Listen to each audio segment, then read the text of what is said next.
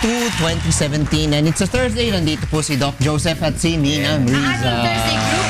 Thursday people. Aha. Okay, pero bago ang lahat, tinatanong muna ako sa inyo, of course. Diba? Ang aking katanungan. Kayo ba, can you say na for your existence, o diba, hindi kayo nakagawa ng kasalanan? Ay, Sin-free? walang ganon. Walang ganon. Lahat tayo Lahat ay tayo. nakakasala kasi hindi tayo Diyos. Oh. Tayo Not ay tao perfect. lamang. Hindi tayo perfect. Sometimes there are, diba, there are instances na we find ourselves, nandun tayo sa sitwasyon na hindi natin maiiwasan na nagkakasala tayo. Pero hindi yun excuse na, diba, na porket wala tayong choice, gagawa na tayo ng kasalanan. So, maaari po ba tayong mabuhay o tayo na hindi makagawa ng kasalanan? Yun ang ating katanungan para po sa ating Biblically Speaking. Of course, sasagutin po yan ni Brother Eli Soriano dito po nga sa ating Biblically Speaking.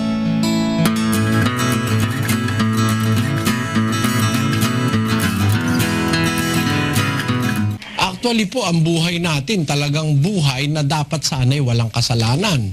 Si Kristo po walang kasalanan, nabuhay siya ng malusog eh. Pakinggan nyo sa unang Pedro 2, ganito ating mababasa sa 22.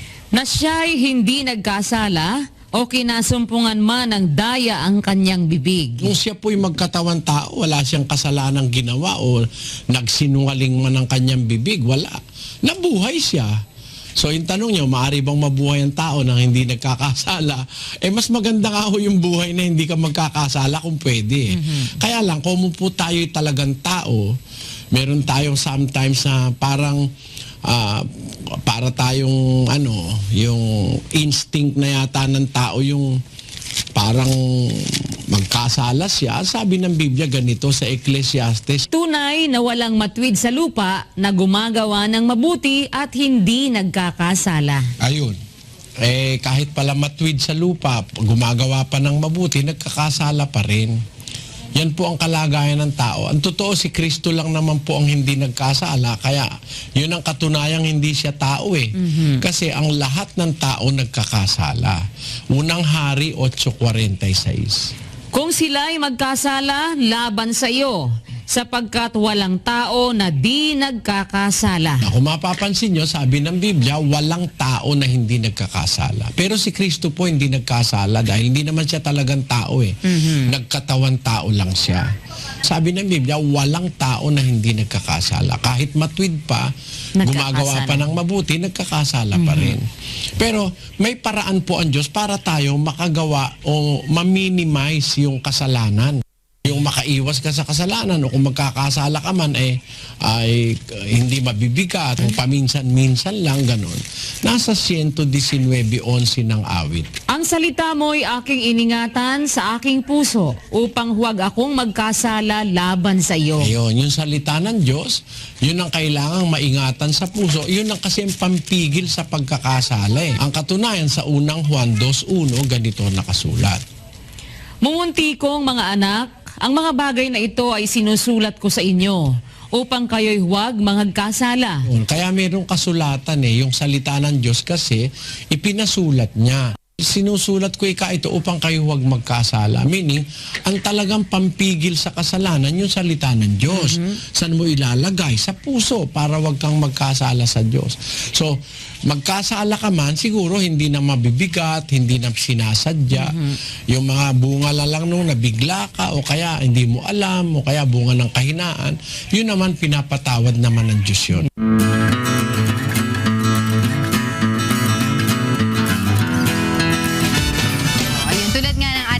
Usapan kanina nga ay hindi excuse na kunyari nandoon tayo sa isang sitwasyon ay gagawa tayo ng kasalanan kasi wala na tayong magagawa. So sabi nga ni Brother Eli Soriano, ang magandang solusyon dyan ay gawin mo talaga yung sundin mo yung mga salita ng Diyos para kung sakasakali makakagawa ng kasalanan, yung hindi naman ganun kabigat, 'di ba? At saka importante nga talaga, lagi natin sinasabi dito sa Lia and Kong, 'di ba? You put God in the center of your life and everything follows. Diba? So maraming salamat po sa inyo, Brother Eli Soriano, sa magandang advice niyo po sa amin. Dito po pa rin sa ating Biblically Speaking.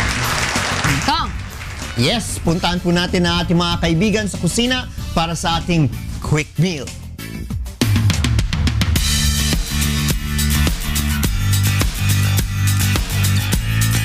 Katulad nga lang sabi ni Angel Japanese pero Chinese. Ohayo gozaimasu! Hello! Good morning yan sa Ayan. Japan. Dahil ang ating lulutuin para sa ating quick meal ay...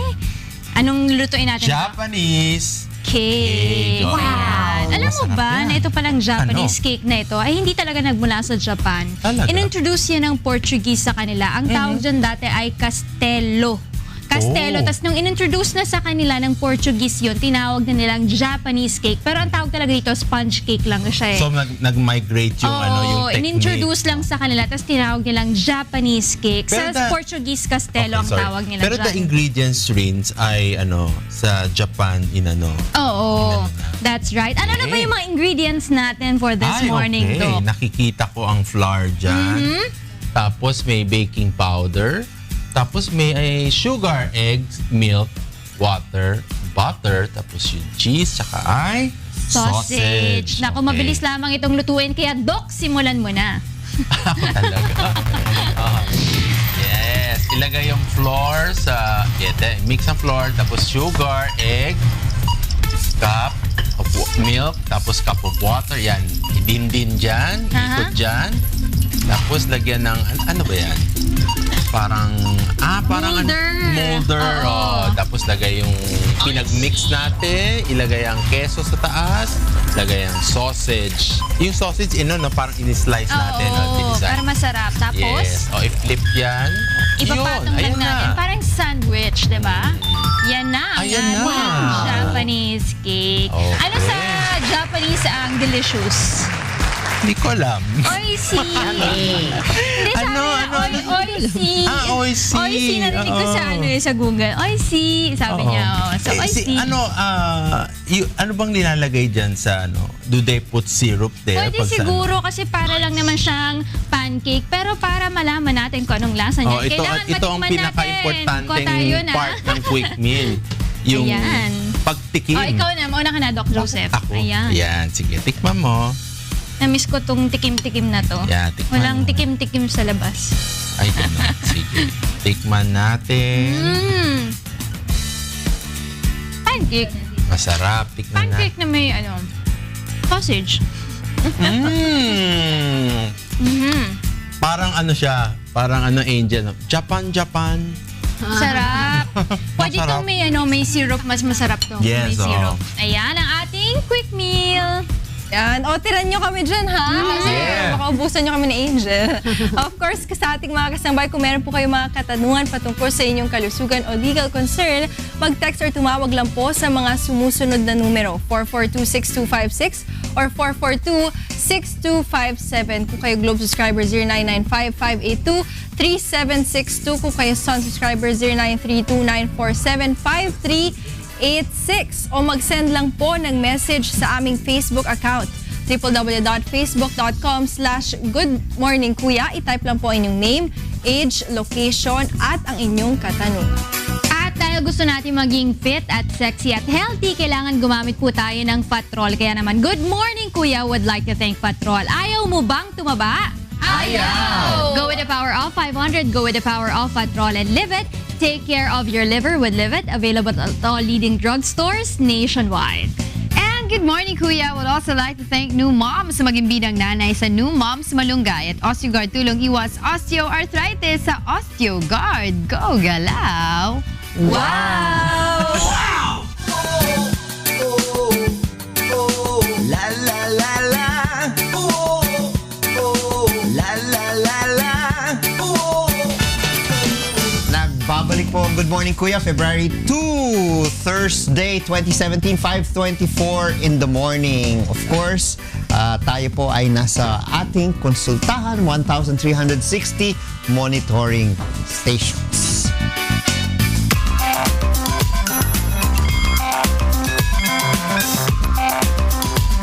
Tama ka dyan, Kong Erin. Tuloy-tuloy pa rin ang ating public service. At unahin na natin itong ipinadala sa atin ni Mary Grace Doliente ng Toledo City, Cebu. Good morning po. Wala po akong birth certificate at records sa NSO. Hindi po kasi ako naparehistro ng mama ko. 21 years old na po ako ngayon. Ano po ang dapat kong gawin para magkaroon ng birth certificate or proof of birth? Well, Kong pwede, Erin. pwede naman late registration, no? Kung kung hindi naparehistro. Ang importante dyan na syempre malaman kung paano siya pinanganak. Kung siya po ay pinanganak sa may hospital o kamadrona, yan ay pwedeng makuhang mga detalye dyan. Kung buhay pa yung midwife na nagpaanak sa kanya, pwede rin kumuha ng affidavit na siya ay nag-assist sa pagpapaanak ng sa kanya ng buhay, no? So importante na makuha niya yung mga witnesses that can testify na siya po ay pinanganak sa ganitong araw at siya po ay ang nanay po niya ay si ganito at tatay ganyan. So yan po yung mga kailangan sa Philippine Statistics Authority, no? Hindi naman kailangan immediately after na pinanganak ka kagad i-file yan.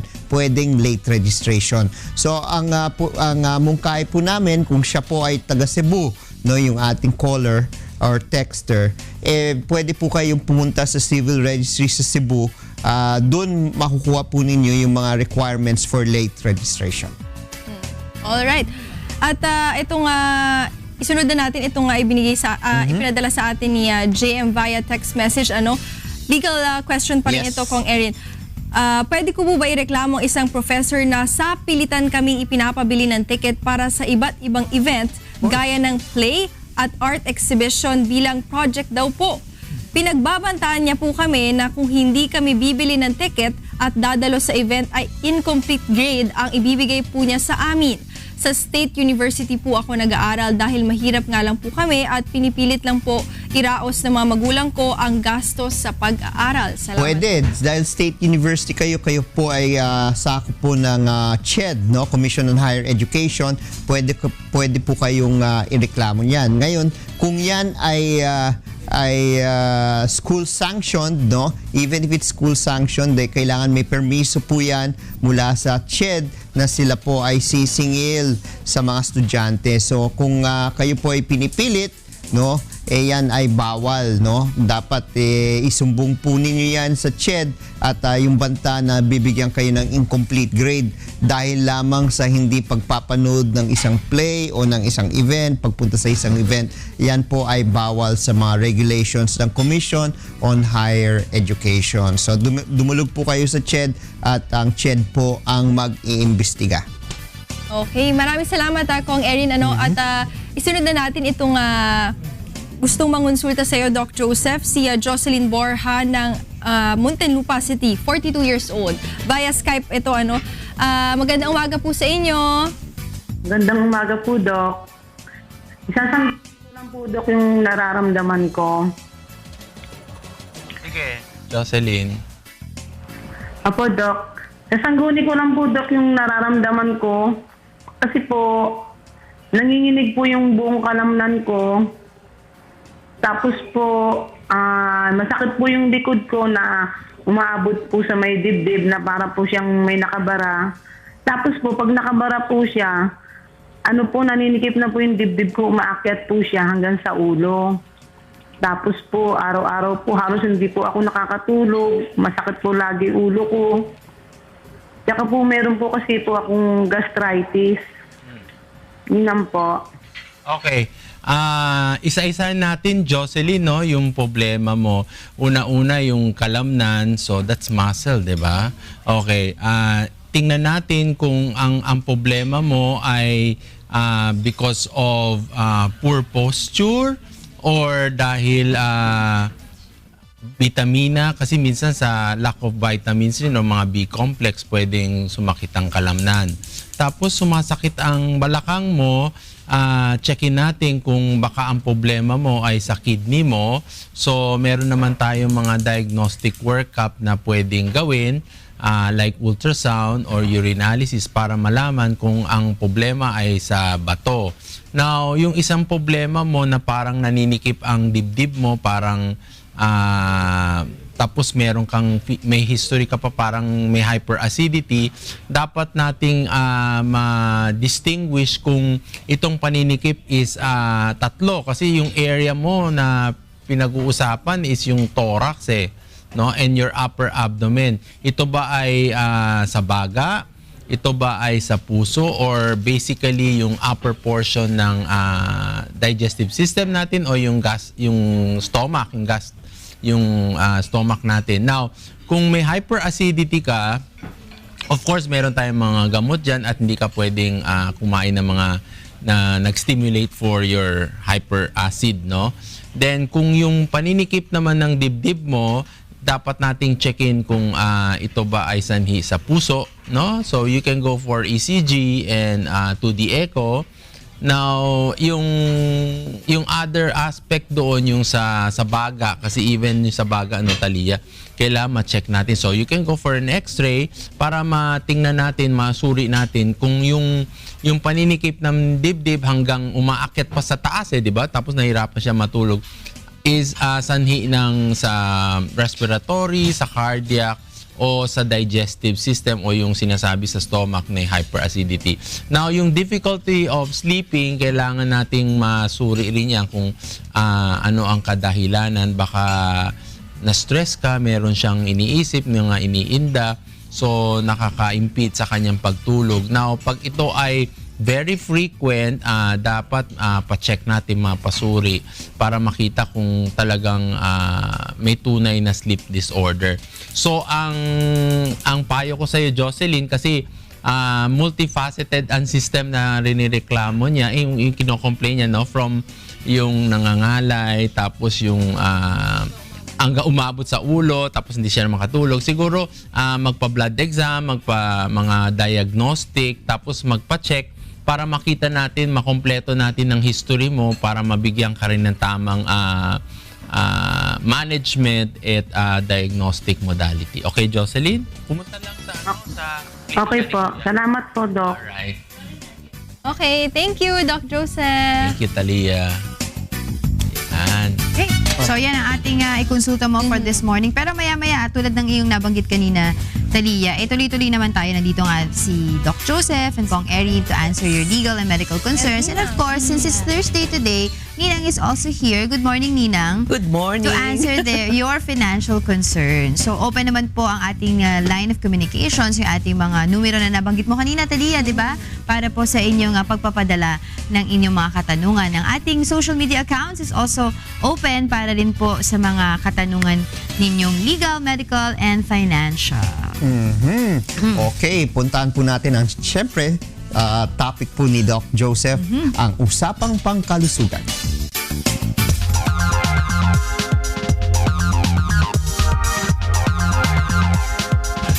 Yes, tama yun. To do or not to do, parang Shakespeare. May kulang no? Actually, ano yan ginawa natin, partner ko ngayon. Ginawa ko every week, iba-iba yung estilo ng usapan natin. Yung every first week ko, kung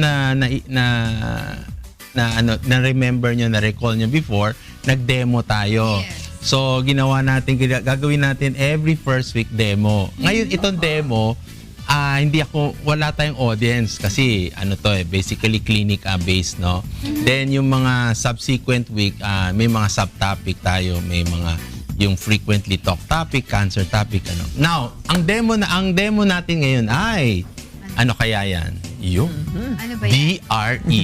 To insert or not to insert? Gagawin ba?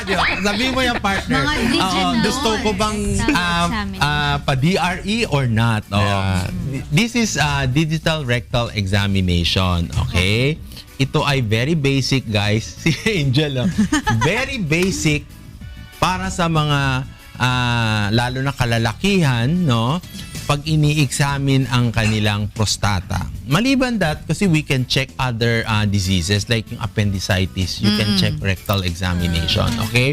Now, bakit natin pinapakita yan? Yan, yung nakita mo yung finger, naka-point sa prostate gland. Itong prostate gland. Ito yung rectal vault, isang finger naka-point sa prostate gland. You have your bladder, this is your rectum, no? Tapos dito yung testicles mo.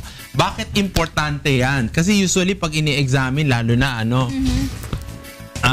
pag sinabi na doctor, magre-rectal examination tayo sa annual PE, di ba Kong? Rectal examination, ayaw mong magpasundot. Kasi sinasabi nila, marami sila masakit. no? Sabi ng iba, baka magkaroon ng infection, no? Whatever. But if you do rectal examination, lagi natin sinasabi, marami tayong nakikita, no? And you have to do it properly. Properly meaning, ibig sabihin, yung pag-rectal minsan ng specialista o doktor, kailangan properly done. Okay? Una-una naka-guantes o gloves. Ha? So, yung magre-rectal sa inyo, pag walang gloves, mali yun. So, baka hindi siya legit. Hygienic. No? Then, kailangan may local anesthesia. Yung local anesthesia, linalagay yun sa fingers mo.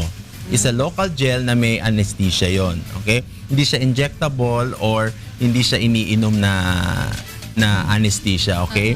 It is very easy to do kung sanay ka. Alam ko, some of our colleagues nahihirapan yan eh. Kasi once na in-insert mo, minsan, ano ba ang hahanapin natin, di ba? Ano nararamdaman? Kasi Anong you can nararamdaman, see. di ba? You can see eh. Oo. Have you ever had rectal examination? Oo. Tama? Minsan, yung unang experience is difficult. Pero marami. Kasi una-una, once hindi lang yung prostate mo you can determine kung meron kang hemorrhoids, almoranas. Kung meron kang rectal or rectal mass, may bukol ka sa rectum, Hemorrhoid. makakapari niyan yung early signs of colonic CA. Diba? But of course, kailangan tama ang pag-insert ng ang iyong daliri into the rectum. Okay? Lagi natin sinasabi, kailangan ba? Yes. We have to do it. Sometimes, doctors, laging sinasabi natin, or tinatanong sa amin, Ninang, Dok, wag na lang, history na lang tayo. History. Tatanong ko na lang, nahirapan ka bang magdumi? May masakit ba sa'yo? History? No, that is not sufficient. Oo, kasi sometimes walang symptoms pero may sakit na pala. Ano ma ang malilabel mo? Hindi mo nakikita. Ano ma ilalagay mo sa clinical notes mo? Hindi mo na rectal examination. Pero at what age dapat yung isang lalaki nagsastart na magkaroon ng mga examination na ganito? Very good, Rina. Before kasi, we used to do it 50 years old and above. And now, because na-explain ko before, meron na tayong mga infection, prostatitis, di ba? We talked about prostatitis, lalo na yung mga infection na nag-aasen, tapos yung mga early signs of BPA sa young adults, as much as possible, pag 40 and above, pwede na magpa-rectal. Okay? 40 and above. Yes. Now, ginagawa na ngayon sa mga annual exam, sinasama na talaga ang rectal examination. Dok, wala bang ibang substitute na kung ayaw mo magpa-rectal, paano malalaman kung yung may sakit ka or paano ka matitest? Yeah, tama yun, Ninang. Hindi naman kayo pwedeng isang oras mag-ikot-ikot napipilitan na para mag-rectal, di ba? No, pag just in case na nag-refuse ang pasyente, maglagay na lang kayo sa notes ng parang waiver na ayaw niya talaga. Now, tama ka, meron mga procedure na pwede natin gawin. One is your transrectal ultrasound ng prostate. Okay, may probe, may ultrasound probe na dire-diretso, ganyan rin. Pero of course, the probe is more rigid. Mas matigas siya, saka mas mahaba at mas masakit yon. Yeah. Kasi kung feeling mo, nasabi sa'yo, Ninang, na o kunya may mga kaibigan sabi, ay masakit daw magpa-rectal. Mas masakit yun kasi diretso yung probe yun. Pag diniretso ng technician yun, wala nang there's no saying no. But which is more accurate? Yung paggamit ng probe na yun o yung digital, yung DRE? Alright. Ang rectal examination is always subjective. Okay. Yeah. Specific, physician to physician, specialist to specialist, di ba? Siyempre, kung anong nararamdaman ko, ang nakakapa ko, maaring hindi pareho dun sa kinakapa. Okay? But at one point kasi, mag-a-align kami at pwede naman yan maging pareho when we do other exam like your ultrasound. Okay? Pero it's very, very subjective. Now, ang ultrasound is more objective. Kasi makikita mo yung volume, yung size ng prostate, okay? Kaya minsan ginagawa namin, Doc, bakit na rectal na ako? Gusto mo pa akong pa-transrectal? Parang 2 beses mo akong pinapahirapan. Just to be sure. The transrectal is to check if your subjective evaluation is correct. At bakit hindi na lang yun na lang ultrasound, hindi na gumamit ng manual rectal? Para isa na lang, di ba? Kasi minsan ang natin, Ninang, kasi because of the probe is rather expensive. Not all institution has transrectal probe. Okay? So pag sa probinsya ka, lalo na sa atin, doktor ka doon, specialista, anong gagawin mo? Triple rectal examination, which is the most simplest. Diba? Wala kayong transrectal unless yung pasyente, papapunta mo sa Manila at magpapa-evaluate, no?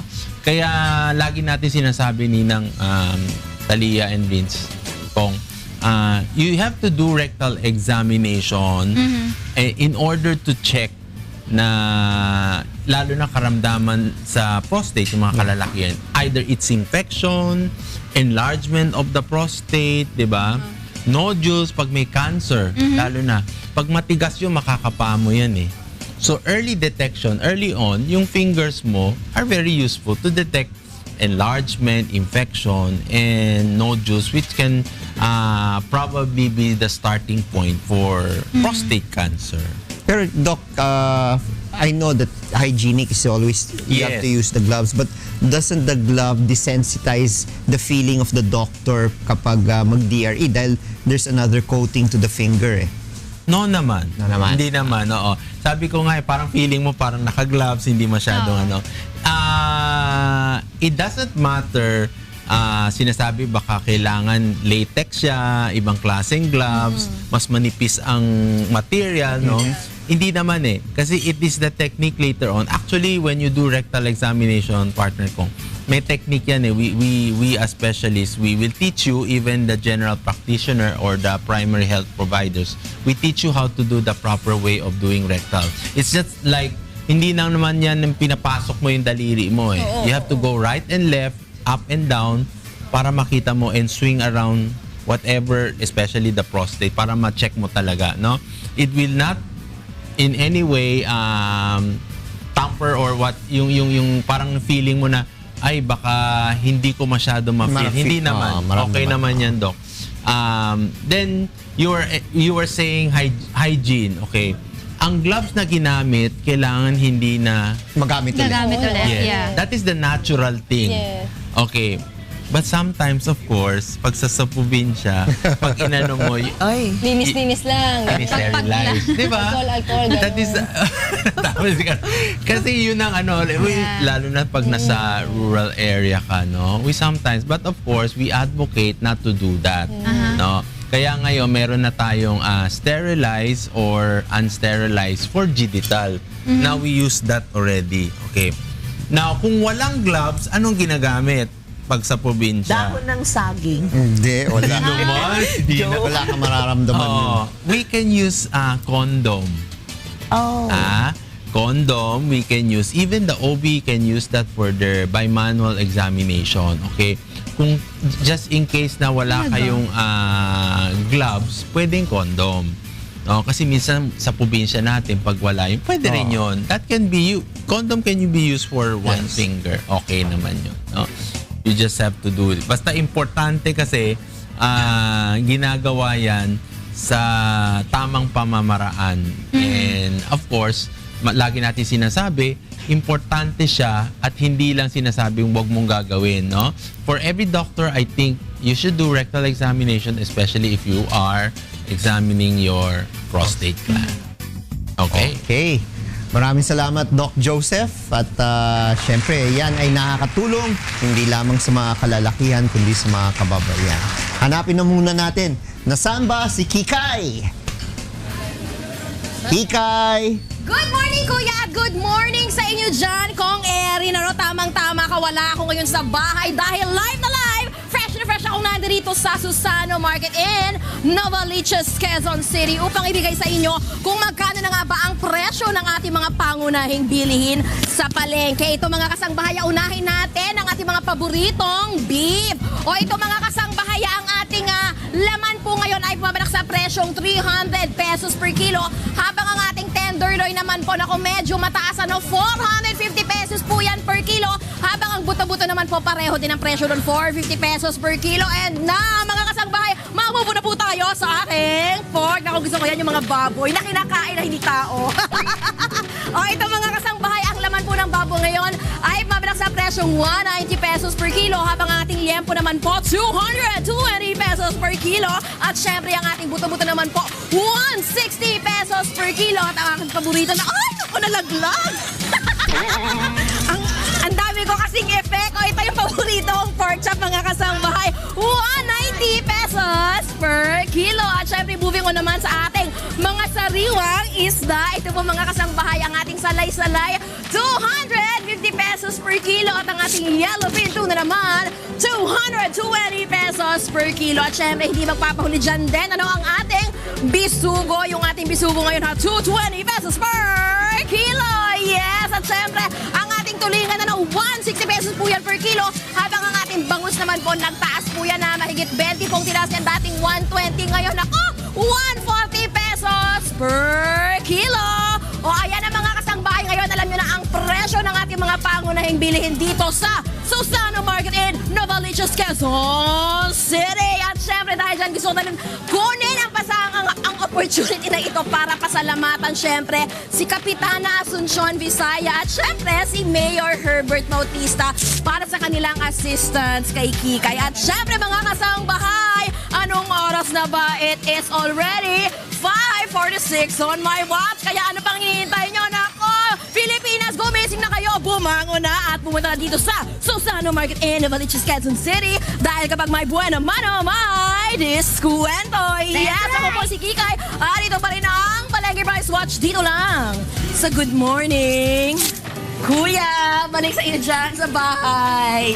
Okay, maraming salamat Kikay sa Susano Market live dyan mula sa Novaliches City. Puntahan po natin ang ating mga kaibigan sa huntahan kay Attorney G at kay Beth Santiago. Good morning! Morning, Kong! Oy, mukhang talk while fighting na lang. Ay, naku talaga naman, no? Parang ako, kung Erin, bibigyan ko pa rin sila ng pagkakataon. Oh, yes. Ganyan talaga naman ang usapang pangkapayapaan. Wala namang smooth na smooth ka agad. Siyempre, kinakailangan dadaan din tayo sa mga konting pagsubok na katulad dito. Ang importante para sa akin, kung nag-set naman ng another schedule eh. Oo, tama. Di ba, yung February. Ibig sabihin, may pag-asa pa kasi kung sinabing canceled na, wala nang usapan, wala nang pag-uusapan. Di ba? At saka, ang pinaka-importante pa rin para sa akin, yung bilateral. Yes. Kasi yung bilateral, may mga maseset ng guidelines, may mga parameters na, may mga pwede ka ng mapagreklamuhan. Kasi yung unilateral, siyempre, sa sarili mo lang naman yan eh. Importante pa rin bilateral at umaasa tayo na itong usapang pangkapayapaan matatapos ito at magiging maganda sa bandang huli. Pero paano naman yun, usap ng usap, effort ng gobyerno at saka yung mga leader nila. Tapos yung nasa baba naman, sila naman yung nag-aaway-away, di ba? Hindi, both sides naman yan eh. Yung mahirap pag both sides kasi yung ang nirereklamo raw naman ng NDF, encroachment no sa mga area. So ang importante nga dito, dapat ayusin nga kung paano magkakasundo sa isang bilateral agreement. Nagkaka-impasse ngayon o stalemate dahil sa usapin ng political prisoners na dapat i-release, no? Yun yung nagiging usapan. Kasi 400 pa daw yung hanggang ngayon nakakulong pa na hindi pa nare-release. Well, dapat din sana unawain din para din sa kaliwanagan kung ng ating mga kababayan. At ito naman hindi sa porket nagsasayd tayo sa pamahalaan. Kasi nga may mga political prisoners kasi na yung kaso nasa korte. Yes. Yung executive department hindi naman basta-basta pwede mag-intrude sa kapangyarihan ng mga korte natin. Yes, tama yun. Tama yun. At yung dapat nakita at sayang yung mga matatanda at may edad. Yun. No? Dapat unahin yun. Dapat nauna yun eh. Kung nauna yun, baka confidence building measure yun at napapirma na sa bilateral. Anyway, meron nga ang pag-uusap dyan sa February. Tignan natin Anong date ba yun sa February ko? February 21 to 25, kung di ako Babalik sila sa Oslo. Hindi sa Oslo, sa Amsterdam. So, Amsterdam ba? Huwag mo kaming kalilimutan. Alis ka ulit, Kong. Hindi ako kasama dun eh. Buti naman, para hindi hiramin si Attorney. Pero kung ako sa huwag mo Amsterdam na yan, pagka mga ganyan. Si Attorney Ruth ang ano dyan. Maraming salamat, Kong, ha? La la la la.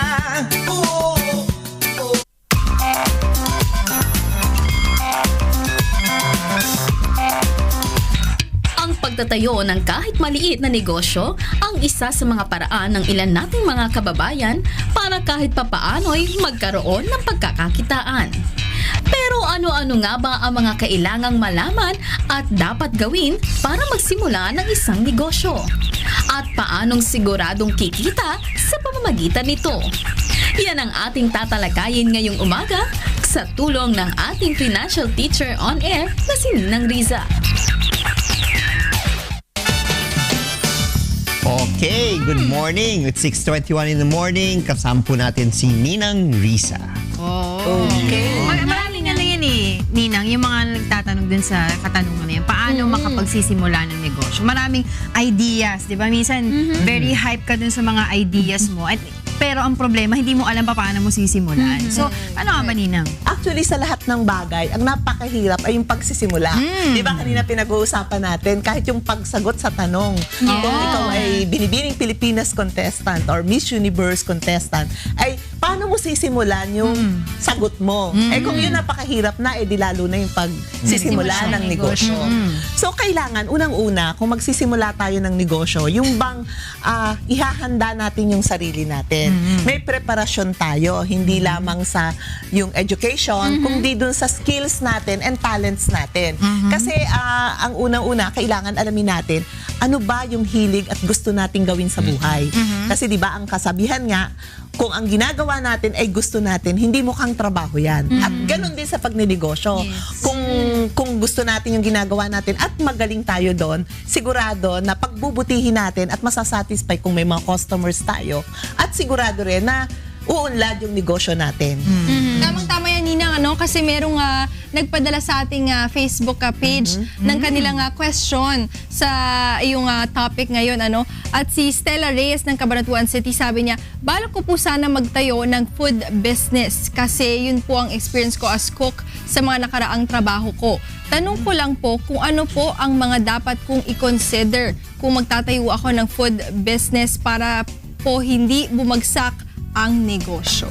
O nga, napakagandang tanong yan ni Stella Reyes. Stella, unang-una, hindi natin alam kung ano yung niluluto mo. Kasi yung cook, marami yan eh. Meron ka pang mga special menu or special... ano ba yung American balak mong lutuin? Kasi Pilipino, ano yung kusina, eksperto ka, Italian, Japanese, or what. So, unang-una, alamin mo muna na ano ba yung expertise mo sa pagluluto. Ano yung pinakamasarap mong lutuin. Kung Filipino food yan, di Filipino restaurant. Pero isa pa pala, kailangan alamin mo muna, ano ba yung gusto mong itayo? Gusto mo ba karinderya? Gusto mo ba yung mga food cart sa mga mall? Or dun sa mga food park na sinasabi natin? Or gusto mo ba bonggang restaurant? Gusto mo ba casual? Or fine dining, or gusto mo ba pares-pares? So, kailangan nakafocus tayo. Alamin muna ano yung gusto nating itayo.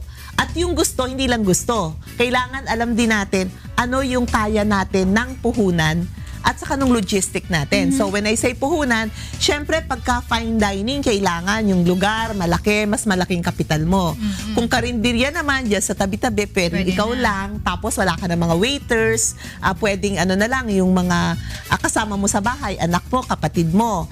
So, depende kung alin talaga yung kaya ng bulsa, kaya ng kakayahan mo, at kaya mong i-manage. Kasi importante rin, marunong ka bang mag-food costing? Kasi kunyari karinderya, madali lang. Bibili ka sa palengke ng mga ingredients. Kunyari, meron kang lugaw, goto. Kunyari, lugaw, goto, mami, ganyan. So, madaling i-compute eh. Bibili ka lang sa palengke, ililista mo lahat, and then alamin mo kung magkano ang bawat sandok or bawat putahe. Isang ulam, say, 50 pesos or 100 pesos, depende kung anong ulam yon, no? So, importante rin na kahit na karinderya yan or kahit na restaurant, marunong kang mag-food costing. So, alamin mo magkano lahat yung ingredients, ilan ang mapapakain mo doon, and then, syempre, dadagdagan mo nung markup mo. Normally, sa food, ang markup natin ay 50%. Kasi ang food kasi, pwedeng may masira, pwedeng meron ding, syempre, papakainin mo rin yung mga crew mo, ganyan. So, maraming expenses yung sa food. At saka mahirap gawin. So, titingnan mo, kaya ba ng markup mo na 30%, 50%? Kasi kailangan mo rin na mag-research. Doon sa importante yung location eh. Saan ka magtatayo ng negosyo? Kung tabi ba yan ng school? Kung tabi ng school yan, syempre mga estudyante, kailangan malaman mo yung tinatawag na merkado mo, market. So, for example, ang market mo mga estudyante, syempre, ano ang kaya ng budget ng mga estudyante? Ngayon, kung nagtayo ka naman sa tabi ng mga call center, yung pang call center naman, at saka titingnan mo rin yung oras. 24 hours. Kailan ka magbubukas? Kailan ang karinderi, ang tindahan mo ba o restaurant mo ay bubuksan mo ba ng say 24 hours? Kasi kung call center malapit yan, dapat sa gabi hanggang 24 hours. Oo. Normally mga pang night shift. Pero kung sakali naman na sa school, syempre ang mga bata, merienda, lunch, tapos recess ulit sa hapon. So, yun ang mga titingnan mo. And then, yun nga, sinasabi ko na, syempre, ang baon ng mga bata, limited lang. So, yun, depende sa laki, sa anong klaseng food. Kunyari, pwedeng pizza lang. Ikaw ba ay delivery lang? Or catering lang? So, yun ang mga i-consider mo. Ninang, importante po ba na maging hands-on sa business yung mga nagsa-start pa lamang? Like for example, ang isang tao ay sobrang busy sa kanyang trabaho pero gusto niya mag-startup ng kanyang business. Importante ba na maging hands-on siya o pwede ka rin mag-hire ng isang tao na magmamanage dun sa sisimulan mong business? Kapag maliit yung business mo na tatayo, syempre, hindi ka makakahargan ng tao. Kailangan mong mag-hands-on. At saka, kailangan mo rin mag-hands-on kung hindi mo pa alam yung pasikot-sikot. Kailangan medyo aralin mo pa eh. Kasi, kung ikaw ay isang investor na sobrang laki ng pera mo, pwede mong pabayaan na lang sa mga expert, ibigay mo yung pera mo, sila magtayo. Pero kung gusto mo, kung maliit lang talaga at ikaw lang ang unang gagawa ng lahat, normally kasi pag nagninegosyo ka, ikaw lahat eh. Ikaw lahat. Kung food business, ikaw mamamalengke, ikaw magluluto, ikaw magsiserve. So lahat yun, aalamin mo. Pero kahit na may pera ka, ako ang suggestion ko sa lahat ng gusto magnegosyo, kailangan na matutunan nila yung negosyo. Kailangan mag-hands-on ka kahit na sa simula lang para alam mo kung kung paano tumatakbo yung negosyo mo. Para kung may pangangailangan sila, alam mo kung paano mo sila susuportahan. Saka parang hindi ka rin maluloko, di ba, Nina? Kasi sometimes kasi pag kayo may mga na-hire kasi sobrang matiwala ka, hindi mo alam na nakakamada na yung negosyo mo. Pero Ninang, meron din akong katanungan, dun sa mga, yun pa rin yung topic natin, hindi nila alam kung paano nila sisimulan. Yung ideas ng kanilang mga pagninegosyo, is it also a good idea din yung mga, let's say for example, yung mga uso, yung mga trend ngayon na negosyo, let's say for example, milk tea, ganyan. So, kailangan ba sumabay din ako, ganon?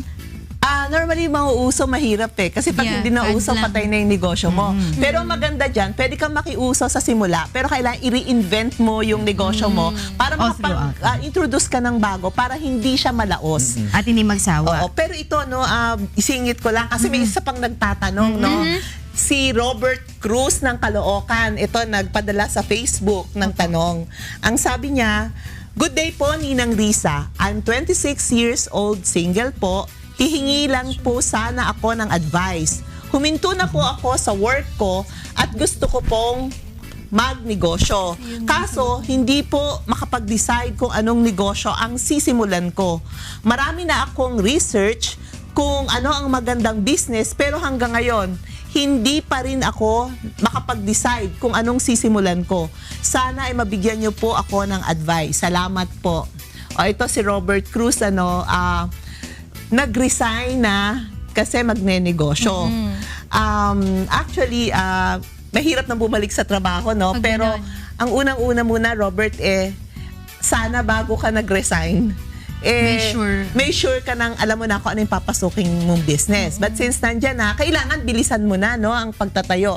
Una-una kailangan mag-focus ka. Ano ba yung alam mo na gawin? Kasi talaga bang meron kang parang talent or kakayahan na pwede mong inegosyo?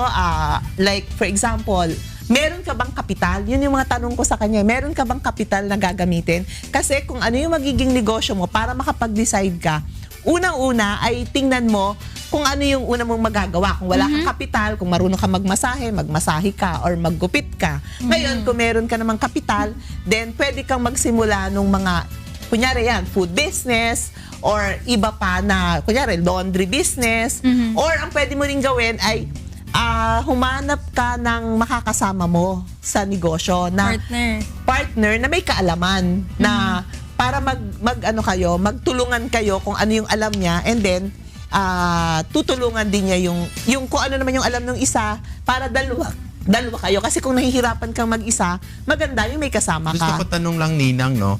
Kasi is it okay na maging non-performing partner? Ibig sabihin, kasama ka sa negosyo, pero ikaw ay financier lang. Okay or yun. merong dapat yung sinabi mo, nabanggit mo nga kanina, kailangan may konting kaalaman. Kasi gusto ko malaman yung how much yung knowledge mo doon sa papasukin mo negosyo. Kasi most of the time, di ba, Ninang, kung magkakaroon ng partners in the business, usually nagkakaawa yan later on pagdating doon sa mga non-performing partners. Ibig sabihin non-performing, sila ang nagpifinance pero wala silang alam doon sa business. Yung may alam sa business, yun ang minsan yun ang investor investors. Okay, ganito yan, Doc Joseph. Kung ikaw ay magbibigay ng pera, ang importante sa lahat, pinagkakatiwalaan mo yung tao. Yeah. So kahit wala kang alam dun sa business, okay, basta pinagkakatiwalaan mo. Kung hindi ka naman, kung gusto mo naman na yung hindi mo alam yung negosyo, tapos hindi mo rin kilala masyado yung tao, hindi ko ina-advise na magbigay ka ng pera. Kasi importante yung trust at yung kaalaman. Now, kung ikaw naman ay part nung pagdidesisyon, meaning board of directors ka, okay din yun. Yun ang pinakamaganda. Kasi yung parang wala kang alam, nagbigay ka, okay yun sa mga, kunyari, sa stocks, yung sa mga nag-IPO. Kasi at least yun, regulated yung mga company. Pero kung ibibigay mo lang, tas magsisimula pa, mahirap na hindi mo alam din yung negosyo. Yeah. Oo. Yun. Pero babalikan ko lang si si Robert, no. So Robert, ang una mong gawin, maglista ka. At mag-focus ka, mamili ka na nung negosyong pupuntahan mo. Importante yung location, saan ka magninegosyo, magkano yung kapital mo, ihanda mo. Pag nasulat mo na lang lahat yan, then i-decide mo na kung ano yung papasukan mo. Which is kung ano yung pinakamalapit sa puso mo at kung ano yung meron ka ng kapital para doon in terms of money, in terms of manpower, and in terms of other resources. Yun.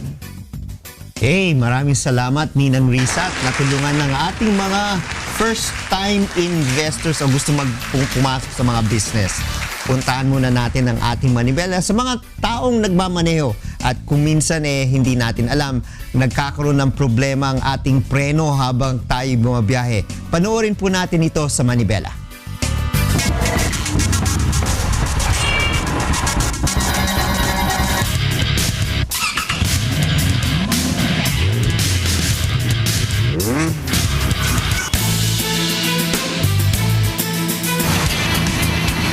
Pag-apply ng brake nung nagdadrive. Pinapampian ko minsan, sobrang lakas ng apply ng brake niya. So, pumuputok ko yung hose. Yung brake fluid niya, meron na palang tagas. Hindi siya nagche-check ng engine. Hindi niya nalalaman na yung brake fluid niya nauubos pala. Pag naubos kasi yung brake fluid, so mawawala na siya ng preno.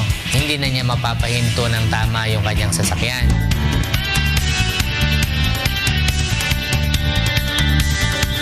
Number 1, kung nasa 4th gear ka, so dapat yan ma-ship mo kagad ng downshift ng lower gear. Galing ka sa fourth gear, ma-ship mo yan ng second gear, so yung speed mo marireduce. Ang tawag doon, engine braking. So mabilis dapat ang kilos. And then, pag nandun ka na sa 2, ma-ship mo na kagad yan sa number 1, masyado ng maraming speed na nabawas doon sa sasakyan mo, pwede mo na siyang gamitan ng handbrake dahan-dahan para mapahinto mo ng smooth yung sasakyan.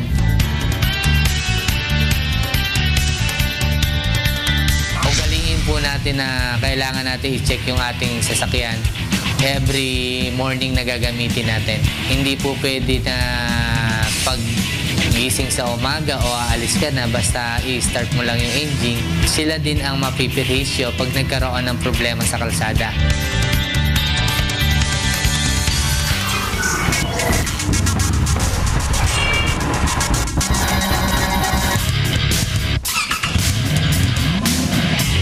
So yan po, no? Kapag kayo'y nagmamaneho at biglang nawala ng preno, ang solusyon po ay engine brake. Ano ibig sabihin po noon? Syempre, kung kayo po ay nanggagaling sa mataas na gear, ibababa mo from 4th gear, ibaba mo sa 2nd gear, at babagal po ang inyong sasakyan. And from 2nd gear, ibaba ninyo sa 1st gear. At syempre, habang bumabagal po ang sasakyan po natin, pwedeng i-handbrake. Ngayon, ang kailangan po natin tanungin sa susunod, paano kapag automatic? Dahil Hindi pwede.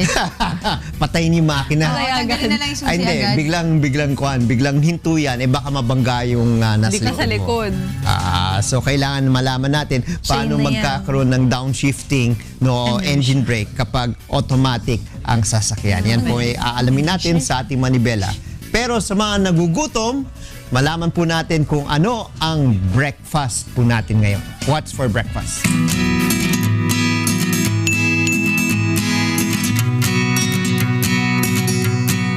Yes, tama si Kong, no? Yung mga nagugutom na tayo, Rina, no? Yes, so at masarap itong ihanda sa atin. Alam niyo ba, itong mga chef na bisita natin for this morning ay US-based pa sila. Yung isa nagko-cruise, yung isa naman ay nag-work talaga sa Amerika. Oo, tsaka mga train sa abroad. Yes, so ngayon. sino ba makakasama natin, Okay, Doc dito Joseph? sa tabi ko kasi andito si Chef Rodney Ryan Depano. Yes. Siyempre makakasama din natin si Chef Marlon. Sino Hi, ba Chef. ang cruise chef? Ikaw. Siya. Okay. So, Chef Rodney, ano ang prepare mo sa aming itong breakfast? Ngayon, ang prepare ko is blueberry French toast and s'mores hot chocolate. Okay. Oo. So, isa-isahin muna natin. Dito muna tayo sa hot chocolate mo, s'mores. So, paano natin ginagawa? So, basically, ready na siya. Yung Swiss chocolate with hot water. Tsaka nilagay lang natin ng marshmallow. Roast natin siya direct fire. Okay. Pwede rin ba itong ima-microwave na lang para mag-pop yung Pwede naman. marshmallow? Para maging malambot na yung marshmallow natin. Okay. Inaas ko kanina si Rina, si Chef, no? Pag, di ba hot chocolate, medyo matamis na. So, bakit nilagyan mo pa ng marshmallow? So, ang kinamit namin is dark chocolate. So, dark medyo sweet chocolate. siya. Okay. So, Yan. at paano ba ito itulutuin yung ating French toast ngayon? toast. Ano yung mga ingredients natin dyan, Chef? Meron tayong 3 pieces of loaf bread, 1 piece of egg, 1 cup of half milk, and 1 cup of half cream, cinnamon, 1 cup of blueberry, and dash of powdered sugar on top. Okay. Then yung ating naman, hot chocolate. Yung pagluto naman natin. Paano gawin yung natin? French toast. French toast. Pakita ba na? Yan. So, ayan, nilagyan natin siya ng milk and cream. Half and half siya with 1 piece of egg. Haluin lang natin. Ang maigi. Tapos nilagyan natin ng cinnamon. So yung cinnamon, Chef, preference mo yan, no? Yes. Okay, then, Ngayon, sinuok na natin yung 1 piece of bread. Tapos painit tayo ng kawali. Lagyan natin ng butter. Tapos i-toast lang natin siya sa pan. So, yun. Ayan. Anong toppings natin dito, Chef? So we have blueberry topping. Tapos may confectionery sugar din tayo. Yeah, konti. powdered sugar. So pwede rin ito, chef, na hindi blueberry gamitin nyo for toppings. Pwede naman, pwedeng gamitin kahit ano naman toppings pwede dyan. Like Pwedeng what? strawberry jam, di ba? okay. Kung ano mga Lahat jam. ng palaman pwede. Or Kasi fruits. sinabi- Pwede rin ng fruits, banana. Kung healthy kayo, mas healthier. Syrup pwede din kasi it's not like more on pancake style. Ayun, sa mga gustong kumontak sa'yo, Chef Rodney, saan ka ba nila pwedeng Ayun, pwede nyo akong kontakin sa chef_Rodney on my IG. Then, meron akong number dyan sa screen. Pwede nyo akong kontakin and social media ko. Yan, Chef for Her naman sila ngayon, di ba? Chef Ayan, for habang Her. hindi ka pa nagko-cruise, di ba? Ayan, ito naman si Chef Marlon. Ito ba ay American breakfast din yung ating hinanda mo sa amin? Ano siya, para siyang breakfast at pwede rin siyang lunch. O kaya merienda, di ba? Halo-halo. Ano ba tawag dito, Chef? Ano siya, pan-seared fish taco. Fish taco. Anong klaseng fish yung gagamitin natin dito sa ating fish taco? So, ang gamit natin is a cream dory. Cream dory. Oo, pwede rin naman yung mga local fish natin, which is mga tilapia, yung hindi masyadong Pwede? matitinik. Oo, Talaga? kahit anong klaseng Galunggong. fish. Galunggong fish taco. Bangus, Filipino pwede. style with a Filipino twist, style. di ba? Yep, yeah. Ayan. Gusto ko malaman yung ingredients ng ating fish taco. Ano ba yan, Chef? Okay. So, ating ingredients is flour tortilla, ang ating fish which is cream dory. So, may coleslaw tayo na ingredients is cabbage, bell pepper, red onion, and then cilantro, calamansi, fish sauce, and spicy mayo. Ayan. No. Pero paano ba ito lutuin? Simulan na natin, Chef, kung Okay. paano ito lulutuin. At ihahanda. So, first, i-seared muna natin yung ating fish, seasoned with salt and pepper.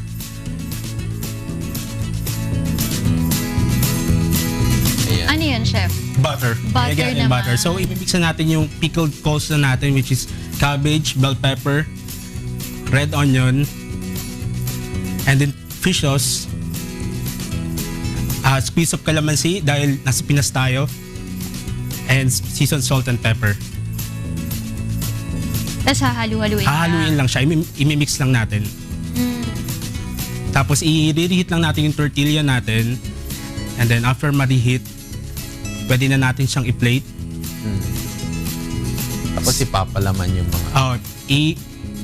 Ilalagay lang natin. Ilalagay natin yung spicy mayo sa flour tortilla, and then ilalagay natin yung fish, yung pan-seared fish, and then coleslaw on top, and then garnish with cilantro, chopped cilantro. Ayan. Pero yung vegetables ba niya, like yung cabbage and carrots na na-mention natin kanina, pwede yung mag-vary depende dun sa tao. Kung ano yung mga pwede niyang ilagay pa dun aside from the cabbage and the carrots? Kung gusto nyo, pwedeng lettuce ang gamitin nyo. Kung hindi nyo gusto ang cabbage, pwedeng lettuce.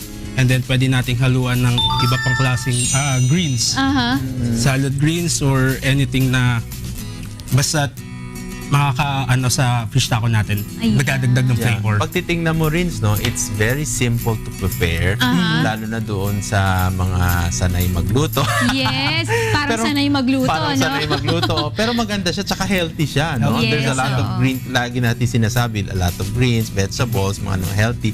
Even the blueberry na linagay, no? Kasi gusto ko lang i-wonder rin, no? So far, laging butter ang ginagamit ng mga chef natin. Yes, so Chef, pero si Chef Marlon, saan ba natin siya pwedeng makontak kapag gusto kanilang tawagan o kaya paglutuin dun sa kanilang mga occasions? You can contact me on my number, and then you can add me on my IG, which is Marafol, and then sa social media din. Social media. Basta mura lang kayo pag occasions. We just want to experience family fine dining experience in their houses. Si Chef Rodney naman, do you have any social media accounts or anyone to greet? Rodney Dipano on my Facebook account, IG Chef Rodney, and on my number, nasa screen na po yan. So pwede niyo pong kontakin ako dyan. Wala na kayong mga greetings na iba pa? May gusto kayong mag-hello, hi? So, watiin lahat ng family ko dyan sa abroad, all over the world. Nandyan, nanonood sila dyan. Yung family ko dyan sa City, nanay tatay ko, hello. Hello po. Hello. Yan. Ikaw naman, Chef Marlon. Binabati ko lang yung mama ko and then yung mga friends ko sa ibang bansa. Ayan. Buti pa sila rin, no? Ano? Ibang bansa ang mga friends nila. Hindi ko din naman marami kang friends, di ba? Global All over. friends. And maraming salamat po sa very inyo. good. Thank you, Chef Rodney and Chef Marlon. Let's eat! Alright. Gusto ko na itong tikman. Then, punta natin si Talia para sa Talk of the Town. Yes, Doc Joseph, nag-trending nga kasi this week yung mga kandidata ng Miss Universe. At isa nga dun sa nag-trending ay yung pambato ng bansang Netherlands. Kung bakit ay panoorin po natin ito.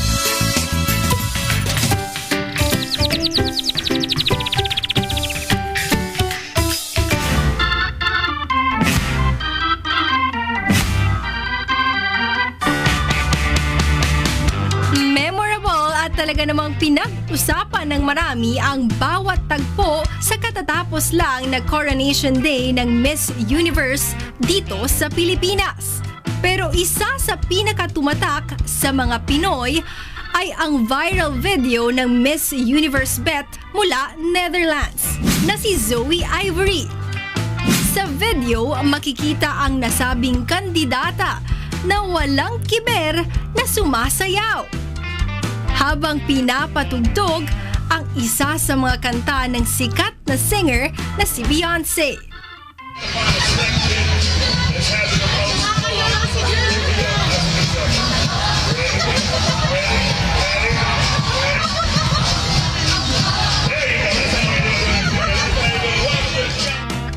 Kaugnay nito, nagpahatid naman ng pasasalamat sa pamamagitan ng kanyang Instagram post si Miss Netherlands.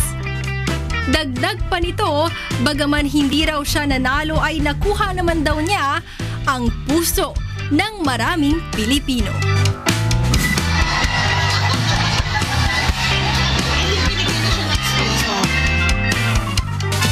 Nakakatuwa siya, no? In-enjoy niya lang yung moment dun sa... Parang ano in-enjoy niya lang. Alam mo, Talia, kayang-kaya mo yan. Ginagawa mo yan. Kaya-kaya mo. Yung sayaw, kaya ko yun. Pero kung Miss Universe, ewan. Kaya mo rin yan. Ikaw pa.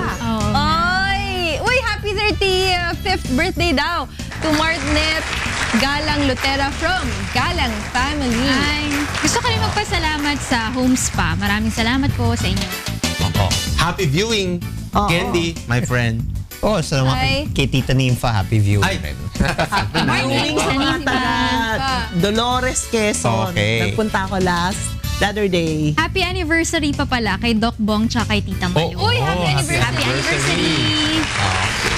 Puntahan po natin ang ating mga kaibigan sa untahan kay Attorney G at kay Beth Santiago. Bong! Yes! Yes, kamusta? Okay naman. Madami pa tayong handa dyan. Ha? Marami yung pagkain. French. Sabi palibasa, Miss Universe, French. Kaya nga Kaya pa French na rin kayo dyan. Maya French lang pala yan. Yung isang balita nga natin ngayong Pebrero pala uumpisahan na yung 1,000 distribution sa SSS. Makukuha na nila. Kailan ba si Miss Beth Suralbo dyan? Tuesday. Nung Tuesday. Masigil nga natin. Ba't hindi niya kagad na-announce yan? Ha? Parang inilihim pa ng Beth Suralbo na yan. Hindi pa alam kung handa na yung pera Yung announcement handa na raw yung Pero pera. kung alam ko parang retroactive na January. So at least 2 months itong makukuha ng mga senior citizen natin at So saka plus yung mga 2,000 pesos. Retirees natin. Sarap. Kahit paano po malaking tulong po yan sa mga gumagamit sa mga siyempre, mga pensioners. Tsaka sa nagagamot, alam mo naman. Kapag bumibili ng gamot niya, medyo mahal na. Pang-maintenance, Ngayon siyempre kahapon nagsimula na rin po yung sponsorship speech ng reimposition ng death penalty. After ng mga counting delays, na-question pa itong si Congressman Atienza. Yes. Tungkol sa quorum. Nire-raise niya ay nung magbilangan may quorum. So natuloy na rin ang sponsorship speech ni Congressman Umali. At titignan nga natin mukhang merong lobby talaga na hindi party vote gawin itong usapin na ito at conscience vote na lang. Ako talaga dapat talaga hindi ito magiging hindi pa kung anong partido mo, kung anong dikta ng partido mo. Kanya-kanya. Dapat yung partido din mismo ay wag mag-impose ng kanilang kagustuhan sa kanilang mga miyembro. Let their members vote in accordance with their conscience. Kasi sa bandang huli, mga miyembro ang mananagot sa mga constituents. Tama. Pagbalik nila sa kanilang mga distrito, tatanungin sila bakit ganito ang boto mo at bakit ganyan. So, tanungin mo yung konsensya mo, tanungin mo rin yung constituents mo. Diba? Yun ang dapat na tayo kahit paano, may mga nalalaman din tayo na kahit paano humihingi ng payo kay Kuya kung ano ba talaga ang pinakamagandang abot. Pero ako, I think sa sarili Yes ko, or no? kinakailangan na medyo magbigyan din na mabuksan din yung isip natin, ano ba talaga? Ang problema, yung sistema ba kaya bang i-fix? Kasi kung kahit na magkaroon ka ng death penalty, kung yung sistema na yung mga tao mismo na magpapatupad niyan, hindi rin pala makakapagsigurado ng equal justice to all.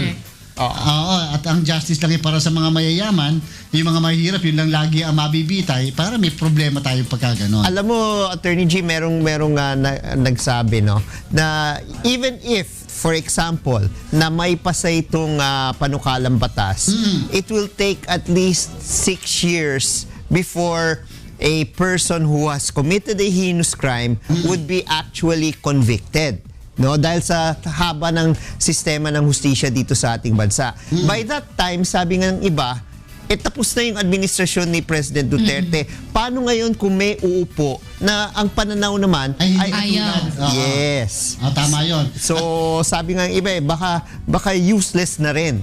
No? At saka ano malay mo nga doon sa panahon na yon, habang dinidinig yung kaso, mga 6 hanggang minsan 10 taon pa inaabot, baka nagbago na ng kalooban, nagpakabuti na yung mismong bibitayin mo. Tama. Halimbawa, so yun nga yung reformation process kahit paano. And therefore, porke ba't na-convict na ganyan, naka-apila yung kaso ngayon, porke ba't na-convict na, hindi mo na pwede mapatawad pa. Ayun. So dapat meron din tayong proseso na kung saan pwedeng pumasok pa rin yung pagpapatawad kahit na convicted na yung tao at hinihintay yung pagbitay sa kanya. Tama. At siyempre, Kong, maraming salamat. Maraming salamat.